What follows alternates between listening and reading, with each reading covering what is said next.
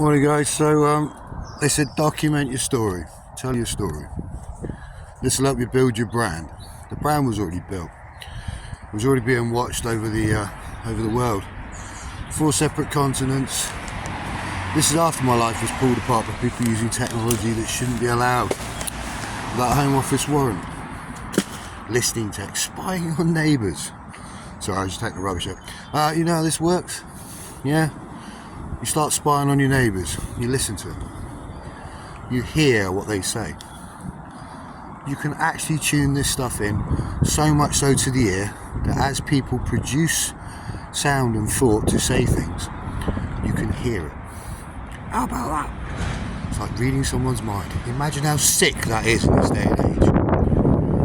Well, I've heard people say that this isn't a national security issue.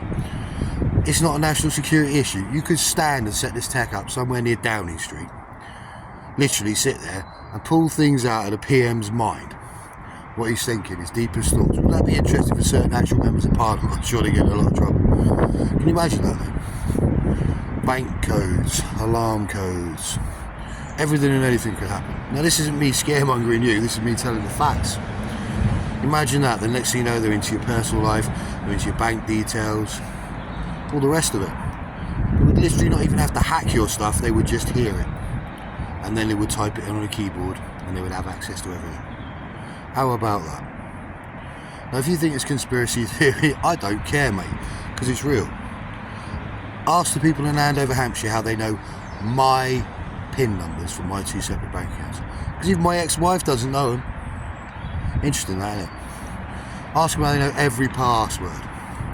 This is going to be fun when this comes out, mate. I tell you, it's going to cause mass hysteria.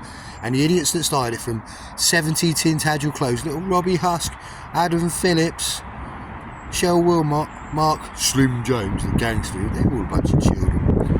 No, I didn't smash their faces in because I promised my ex-wife. Hindsight, I should have just kicked their heads in anyway. But never mind. Obviously, I'm not doing it, am I? No. What I am doing is making this the biggest case in the country. I did say I'd do that, children, didn't I? Yeah. As you read my emails from MI5. Do you remember that, children? Remember that well, do we? Yeah. Won't this be fun?